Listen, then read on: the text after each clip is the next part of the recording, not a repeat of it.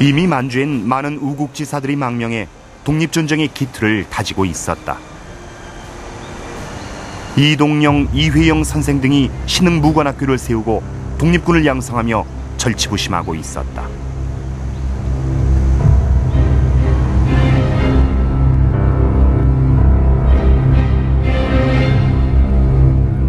공자와 맹자는 실ong 위에 얹어두고 나라를 되찾은 다음 읽어도 된다며 전 재산을 털어 독립기지를 세운 석주 이상용, 그리고 만주벌 호랑이 김동삼, 그들과의 만남에서 박상진은 투쟁의 방향을 세웠다. 국제 정세를 파악을 하고 또 독립운동 사정도 파악을 하고 또 함께 독립운동을 전개할 동지들을 규합하기 위한 그런 방법으로서 국내외를 많이 여행을 하십니다. 주로 이제 서간도 쪽 독립운동 기지들을 답사를 하시게 되는데 그쪽을 주도했던 분들이 바로 안동유림들이라고 할 수가 있어요. 근데 이 안동유림들하고 박상진 의사하고는 이미 친분이 형성돼 있었던 분들이기 때문에 그쪽의 어려운 환경을 독립운동 또 기지 또는 서간도 지역의 환경 이런 것들을 보게 되면 그 현실을 목격을 하고 지원할 계획을 또 수립을 했다라고 할 수가 있고요. 1907년 정미의병전쟁에서 패배하고 만주에서 힘을 키워 조국으로 진공하겠다는 꿈을 키우고 있는 선배 독립투사들을 통해서 박상진의 독립전쟁론, 무장혁명론이 서서히 꿈틀대고 있었다.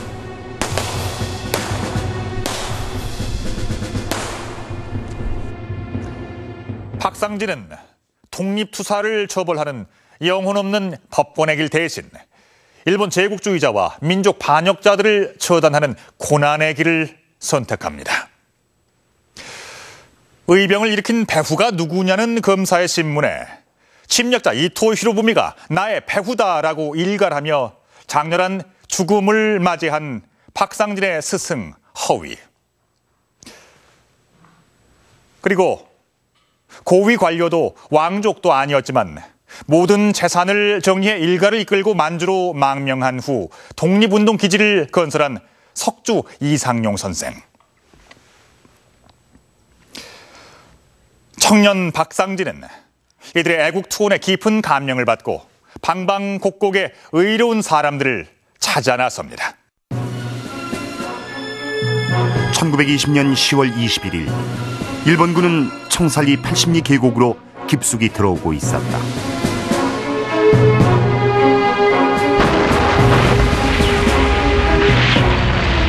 그것은 일본군 3,300명을 섬멸하는 성과를 거둔 청살리 대첩이었다.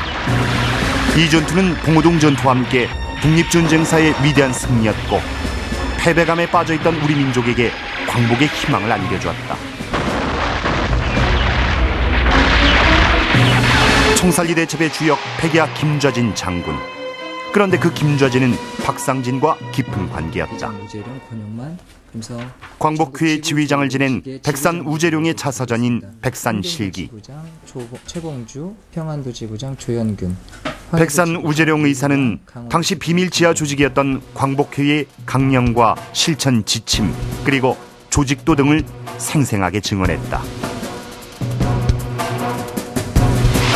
광복회의 총사령은 박상진, 지휘장은 우재룡, 권영만이었다.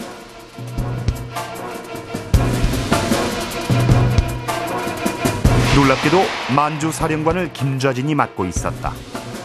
독립전쟁사의 영웅인 김좌진을 부사령으로 거느린 박상진. 과연 광복회는 어떤 조직일까? 1907년 정민년에 일어난 의병전쟁은 서울 진공작전의 패퇴와 함께 터졌고 이후 일제의 대대적인 공세로 국내에서 무장항쟁은 수익한다.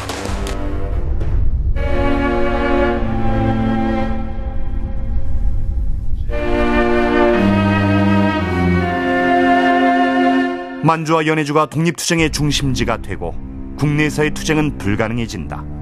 이때 등장한 것이 국내 최대의 항일 무장 투쟁 조직 광복회다.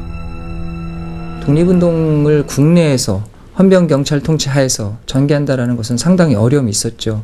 그러다 보니까 사실은 여건상으로 본다고 하면 1910년대 국내가 독립운동을 하기로는 가장 어려웠던 시기라고 할 수가 있어요. 그러다 보니까 광복회가 갖고 있는 바로 의미도 바로 그런 점에 부각이 되는 거죠. 가장 어려운 지역에서 가장 어려운 시대에 독립전쟁을 준비했던 광복회라는 것의 의미가 바로 그런 1910년대 국내 독립운동 상황하고 일맥상통한다라고 할 수가 있습니다.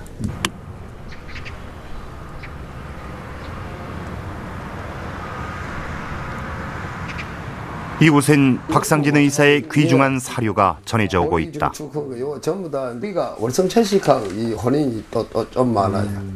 임기철 씨는 집안에 내려오는 각종 피운지와 제문들을 모아 병풍으로 꾸몄다.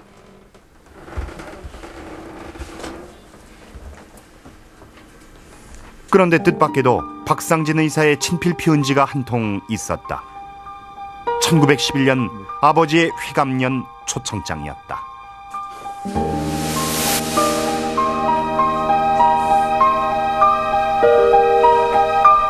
옛날에 종이가 귀했잖아요. 아주 귀했지.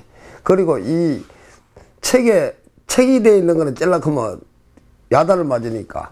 근데 갈피 속에 들었는 그거는 머리들로 싹 떨면 모른단 말입니다. 그래가 사실 저거로 그 책갈피 속에 있는 걸 여기가 분실이 안 되고 여태까지 참 소장이 된 노이라면은 사실 보니까 내가 그때 철이 들고 오니까 그 고은 선생의 그 글이 있으니 아 이거는 독립운동가인데 이거는 내가 뭘 해가지고 제기를 만든다든지 떼기를 만들어 그 딱지 같은 거 만들어 안 되겠다 싶어가 그때 철이 좀 든 것 같아요. 그래가지고 하지만 이 편지는 단순한 휘가변 초청장이 아니었다. 아버지의 휘가변을 빌미로 지사들을 모은 것이었다.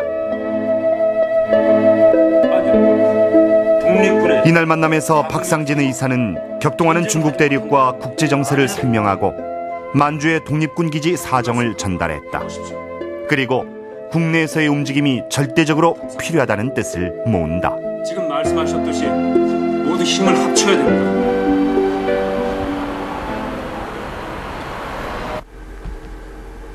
이곳엔 특별한 전시관이 있다.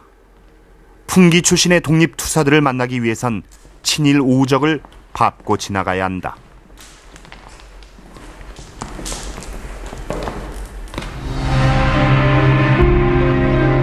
나라가 망한 이후에도 태백산에서 의병을 이끌고 투쟁을 계속했던 최기중 의사.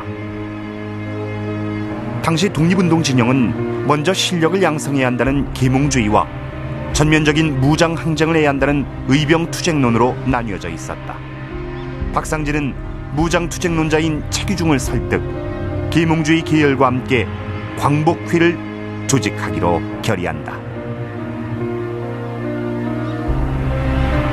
박상진 의사가 광복회를 조직할 수 있었던 배경에는 박상진 의사가 갖고 있었던 계몽주의적 성향, 그 다음에 의병적 성향 이런 것들이 그 당시 광복회라는 조직이 의병조직과 계몽운동 계열이 합류한 단체라고 할 수가 있는데 두 양 성격을 다 소유하신 분위기였기 때문에 리더십을 발휘할 수 있었다고 생각을 합니다.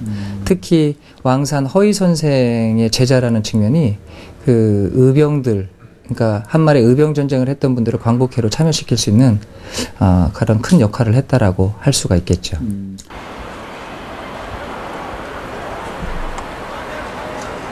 1915년 8월 25일 대구 달성공원에서 우리 독립투쟁사의 길이 남을 역사적 모임이 있었다.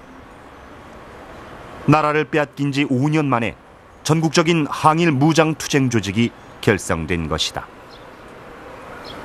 계몽주의 계열과 의병 투쟁 계열을 총망라한 명실상부한 전국적인 결사단체 광복회.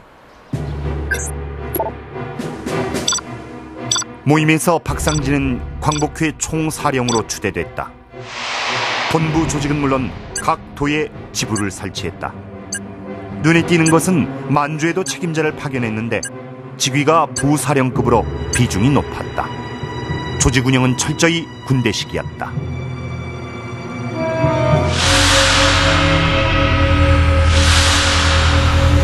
항일 무장투쟁을 지향하는 광복회의 4대 강령은 비밀, 암살, 폭동, 명령.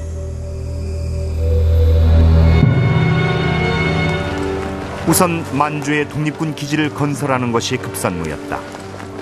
그래서 필요한 인력을 만주로 이민 보내는 작업을 했다.